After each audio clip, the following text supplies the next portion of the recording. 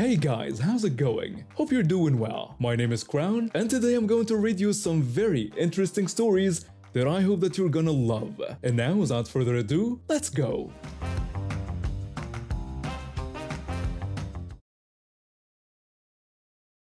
I spent a few months bouncing between retail jobs that made me want to pull my hair out. The customers were rude, the pay was terrible, and management treated us like we were disposable. Then my uncle mentioned that a marina on the local First Nations reserve was hiring. I'll be upfront about this, I'm very Caucasian. Like, sunburn in 10 minutes. Kinda Caucasian. But my uncle knew the manager there, and he told me it was a great place to work. I figured I had nothing to lose, so I applied. Best decision I ever made. The marina sits right on the water, beautiful view of the lake, and we're in this plaza with a restaurant, tobacco shop, and cannabis store. All of it is on First Nations land, owned and operated by the reserve. The job itself is straightforward. We pump gas for boats and cars since it's full service. Customers pull up, we fill their tanks, they pay, everyone's happy. The management cares about us, gives us fair wages, treats us like human beings. After the nightmare of my previous jobs, this felt like winning the lottery. Everything about the place is laid back and respectful. The reserve opened the plaza to serve their community and people who own property there. During the pandemic, they tightened things up and only allowed residents and property owners on the land. Makes sense when you think about it. They're protecting their people. This whole situation started on Saturday of the Canadian Thanksgiving weekend. I've been at the marina for about 8 months by then, and I knew how crazy holiday weekends could get. Everyone wants one last boat trip or cottage visit before winter settles in. Me and my co-worker were sprinting between the lakeside pump and the roadside pump. The line of cars stretched way back and boats were queued up at the dock. On weekends like this, the reserve brings in a police officer to keep things under control. Tourists constantly try to sneak onto the land or park in our private lot, even though they're not supposed to be there. The officer stationed with us, let's call him the native cop, was this really solid guy. I'm generally not a fan of police, but this guy was different. He cared about the community and treated everyone with respect. So I'm in the middle of helping this huge rush when a car pulls up to the pump. The woman gets out and immediately starts walking away toward the other side of the plaza. I called after her and asked if she was getting gas. She snapped that she wasn't and kept walking. She didn't even turn around, just kept going. Meanwhile, there's a whole line of cars behind hers and people are starting to honk. I apologized and told her that if she wasn't getting gas, she needed to move her car because other people were waiting. She ignored me and kept walking toward the cannabis store. At this point, the native cop noticed what was happening and walked over to intercept her. I watched his expression change when he recognized her. He stopped her before she could get very far, and I could barely hear bits of their conversation. She was saying something about how she was supposed to know and that she knew her rights. The native cop told her she was banned from the premises. They started walking back toward her car. I was trying to calm down the angry customers in line who were all pissed off that this vehicle was blocking the pump. The native cop told her again that she was banned from the premises for 30 days. He said it had been 9 days since the ban started, which meant she still had 3 weeks before she was allowed back on First Nations land. She argued that she wasn't on plaza property yet and that she was just at the gas shack. She demanded to know what right he had to talk to her that way. The native cop explained that from one tree to another tree was also native land, and therefore plaza property. He gestured to 2 trees on either side of the parking lot. He said he was going to have to ask her to leave. She said something about how an Indian could now arrest a white woman. Then she pointed at me and asked if I agreed with her. I froze. I had no idea what to say, so I said nothing. She muttered the word traitor, but I definitely heard it. Then she went on about how I didn't understand how they had treated her at the cannabis store. The native cop repeated that she had been banned from the entire plaza. He told her she could come back in 3 weeks but had to leave immediately. She shot back that he wasn't even a real cop and didn't have any authority over her. She told him to get off his power trip and used a slur against him. The native cop assured her that he was part of the reserve's police department. He said that, if necessary, he had full authority to arrest her just like any other police officer would. She laughed and said sure, then announced she was suing the plaza and getting everyone fired. She gestured wildly at me too, even though I was back inside the building helping a customer pay for gas and snacks. The native cop said that was fine, but if she didn't leave, he would have to arrest her. He added that if she came back within the next 3 weeks, she would also be arrested. She realized he was serious. Her whole body deflated for a second, then she huffed loudly, walked back to her car, and got in. When she was pulling away, I heard her mutter something that sounded like a racial slur. My stomach turned. The customers who had been waiting all looked relieved when she finally left, and we got back to work. My boss filled me in later. This woman had been coming to the cannabis store constantly, buying products and then returning the next day to complain about everything. Bad quality, wrong strain, you name it. She was pulling this scam to get free stuff. Finally, the store owner had enough and banned her from the entire plaza for 30 days. She had been gone for 9 days when she showed up at my pump. The next day was Sunday. I came in expecting another busy shift, but it was dead quiet. I've been watching shows on my phone for most of the afternoon when my coworker showed up for his shift. When he was walking through the parking lot, I saw a car pull in behind him. The same woman from yesterday got out and immediately the native cop was there. He walked right up to her, and before she could even react, he was turning her around and putting handcuffs on her. She started yelling about getting arrested by an Indian cop and how it was all garbage. She screamed that she was getting him fired and that she would sue everyone.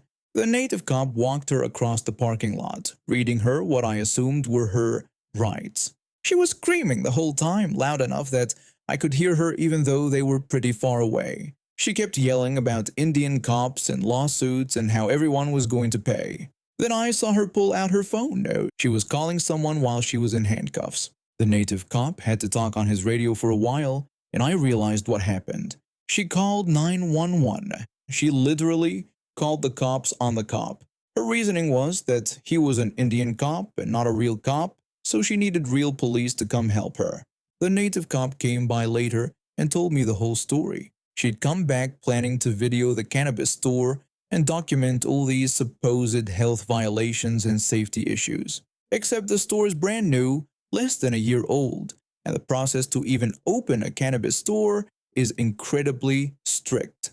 Everything has to be perfect or they won't let you operate. She was making it all up, so the native cop arrested her for violating her ban. When she called 911, he had to explain the situation to the other police department and clear everything up while she screamed in the background about Indian cops and her rights. The dispatcher had to confirm with the other department that yes, reserve police officers are real police officers with real authority. They eventually released her from custody, but the reserve extended her ban indefinitely.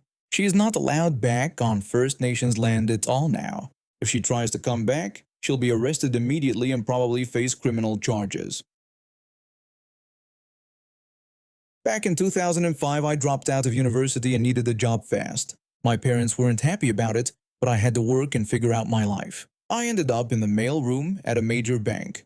The mail room wasn't really a room at all. It was just a section of the main office floor surrounded by tall partition boards to create a sorting area. The space was cramped and the fluorescent lights buzzed all the time, but I didn't mind the job.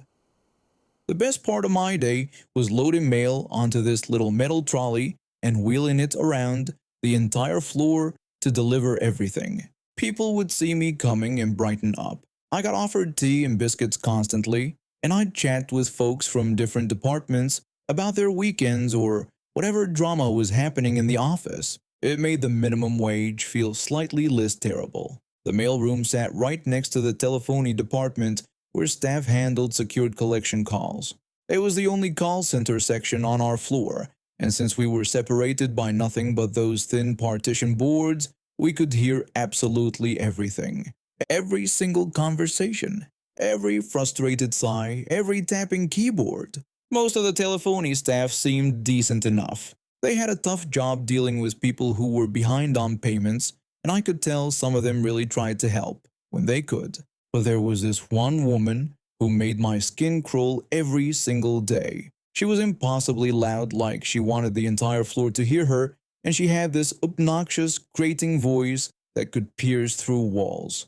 Her attitude was absolutely rotten. I'd hear her on calls with customers who were clearly going through hell, and she had zero empathy, zero compassion, zero humanity. Someone would be explaining that they'd lost their job or that their spouse had left them with 3 kids to feed, and she'd just steamroll right over them with policy after policy. I understood there were limits to what the bank could do, but she seemed to actually enjoy causing pain. She'd cut people off mid-sentence, refuse any kind of payment plan that might help, and speak to them like they were absolute garbage. It wasn't even the calls themselves that bothered me most. It was what happened between calls. She'd hang up and immediately start laughing and mocking whoever she'd just spoken to.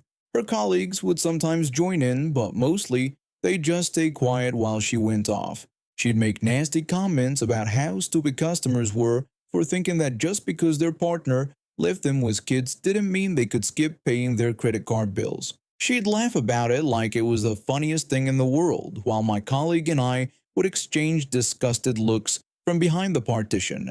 Another time, she'd just finished a call with someone whose mother had recently died and who was struggling to manage the deceased woman's accounts. She made a cruel joke about how the customer's mother probably died of embarrassment for having such a terrible son. My colleague actually had to stop me from going over there that day. I was furious. These were real people going through genuine tragedies, and she treated their pain like entertainment. The thing that made it even more infuriating was that she was best friends with the department manager. They go to lunch together every day, giggling like schoolgirls. So nobody ever said anything to her. Nobody ever pulled her aside or wrote her up or did anything at all to stop her from being an absolute monster to vulnerable people. She just continued being a dillhole day after day, and there was nothing anyone could do about it. Now I should mention something important about myself. I was a massive Harry Potter nerd. Like, obsessive level nerd. I go to the midnight release parties at the bookstore, dressed up with my wand and everything. I buy the book at 12:01 in the morning, go straight home, and stay up the entire night reading until I finished it. I had to know what happened. So when Half-Blood Prince came out, I did exactly that. I went to the midnight release, got my copy, went home, and read straight through until 8 in the morning when I had to get ready for work. I was exhausted but completely satisfied. A few days later, I was sorting mail and trying not to fall asleep when I heard her talking to her colleagues during a break. She told them she was absolutely loving the new Harry Potter book and couldn't wait to see what happened next. She mentioned she was only about a third of the way through, though. My ears perked up. An evil little idea started forming in my head. I immediately emailed my friend who worked in the mortgage department on the other side of the building. He was also a huge Harry Potter fan, and he absolutely despised her too. Everyone did. I explained my idea in the email. Less than 2 minutes later, he sprinted across the office floor to my desk. He was grinning like a maniac. We positioned ourselves right near the partition where she sat. We waited until she finished her current call with a customer. The second she hung up, before she could start her usual routine of mocking whoever she'd just spoken to, we launched into our conversation. We spoke loudly and clearly. I told my friend I still couldn't believe what happened at the end, and that I was still so shocked. My friend agreed and said he was absolutely devastated, and had to put the book down for a few minutes. I said that when Snape pushed Dumbledore from the astronomy tower, I thought I was going to be sick and couldn't believe it was actually happening. My friend added that poor Harry was frozen under his invisibility cloak the whole time, and had to just watch Snape murder Dumbledore without being able to do anything to stop it. I finished by saying that Snape was such a wank puffin, and I couldn't believe he killed Dumbledore. The reaction was immediate and spectacular. She shot up from her chair so fast it rolled backward and crashed into the partition behind her. Her face went bright red, and she stormed around the partition boards into our mailroom area. She stood there glaring at us with absolute fury in her eyes. Her hands were clenched into fists at her sides. Her mouth was opening and closing like a fish, but there was absolutely nothing she could do. We hadn't done anything wrong. We were just two colleagues, having a conversation about a book we'd both read. We hadn't directed any comments at her. We hadn't even acknowledged her presence. She stood there for what felt like a full minute, just seething with rage, before she finally turned around and stomped back to her desk. My friend and I didn't look at each other until she was gone. The second she was out of sight, we both started shaking with silent laughter. For the rest of that week, she was noticeably quieter. She still treated customers terribly, but at least she'd stopped mocking them quite so loudly after calls. And whenever she saw me or my friend, she'd shoot us the dirtiest looks imaginable. It was beautiful. I work at McDonald's. They put me on lobby staff, which meant I was responsible for keeping the dining area clean, restocking supplies, and dealing with whatever chaos customers left behind. The job itself wasn't terrible. Most people were decent enough, and I didn't mind wiping down tables or mopping floors. What I did mind was a group of college kids who treated the place like their personal trash dump. They started showing up about a month into my time there. 5 or 6 of them, all around 18 years old, fresh out of secondary school and convinced that being in university made them somehow above basic human decency. They'd roll in during the afternoon lull, usually when families with young kids were having their meals, and immediately start causing problems. The first issue was the vaping. Our manager spotted it within their first few visits. They'd sit at their usual table near the back, trying to be subtle about it, passing around what looked like some high-end device. But you could smell it, that sickly, sweet scent that didn't quite mask the other smell underneath it. They were vaping THC right there in the dining room with toddlers playing in the play area 20 feet away. My manager told them they needed to put it away immediately and that there was no vaping allowed inside. The ringleader claimed they weren't doing anything. My manager said she could see it in his hand and told them to either put it away or leave. They'd comply temporarily, but then they'd just move their operation to the toilets. I'd walk in to restock supplies and find them crowded in there, the air thick with vapor. When we started cracking down on that too, they moved back to their table and tried to be more discreet.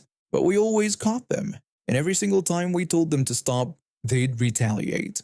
The first revenge tactic was relatively mild. They'd leave their table covered in rubbish. Burger wrappers, chip containers, drink cups, sauce packets torn open and squeezed out onto the surface. It was annoying, but it was my job to clean it anyway. Then it escalated.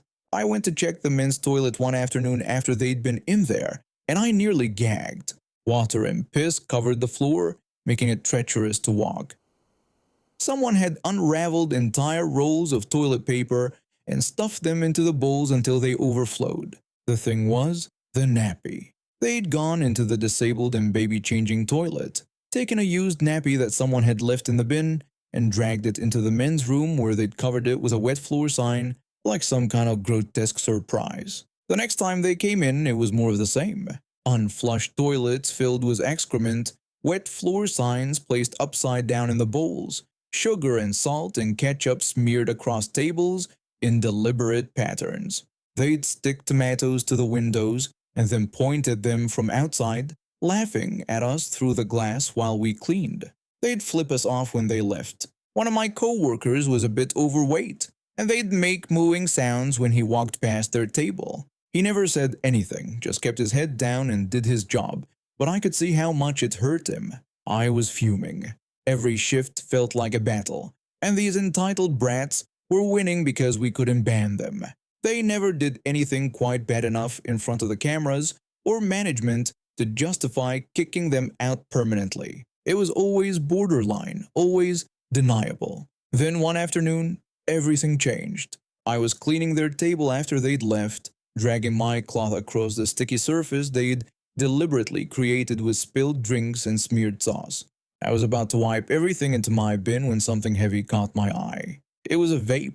Not just any vape, but an expensive one. Big, metallic, with custom colors and what looked like premium attachments. The kind of thing that cost serious money. If I found something valuable, I'd take it to the back and put it in our lost and found cupboard. We had a whole system for it, but I stood there thinking about every mess I'd cleaned. Every humiliation my coworker had endured, every child who'd been exposed to their secondhand smoke. I picked it up, walked straight to the bin, and dropped it in. Then I piled trash on top of it until it disappeared completely. An hour passed. I'd almost forgotten about it when the door burst open and the ringleader rushed in. His face was flushed, his eyes wide with panic. He looked around frantically before spotting me wiping down tables. He asked me if I'd found anything at their table, specifically if anyone had turned in a vape. I told him I hadn't seen one. He pressed further, asking if I was sure, explaining that he'd had it right there on the table, and describing it as big with a blue and silver color and really expensive. I mentioned that the table had been covered in rubbish when they left, and that I'd just dragged the bin over and swept everything straight into it to save time. I added that I hadn't seen a vape though. His face went pale. He asked desperately if I'd thrown everything away. I confirmed that I had because it was properly disgusting, then asked why he wanted to know. He explained that his vape had been on that table and that his parents had spent 50 pounds on it. He said he was already in trouble for losing stuff and begged me to check the bins out back. I pretended to consider it and told him I supposed I could have a look. I went to the back room and stood there for 5 minutes, scrolling through my phone. Then I walked back out shaking my head. I told him I was sorry but that I'd checked all the bags and found nothing. I mentioned that the bins had been collected about 20 minutes ago anyway, so it was long gone if it had been in there. He looked like he might cry. I added that he probably would have seen it on the table if it hadn't been buried under about 10 burger wrappers and a lake of ketchup. I suggested he might want to clean up after himself next time. He left without another word. The next time they came in, I watched them like a hawk. They got their food, sat at their usual table, and ate. When they finished, the ringleader stood up and carefully gathered all their wrappers, cups, and containers. He walked them over to the bin and disposed of them properly. His friends followed suit. They still vaped in the toilets occasionally, and we still had to tell them off for it. But the deliberate destruction stopped completely. And now we have reached the end of today's stories. Thank you for watching, and see you next time.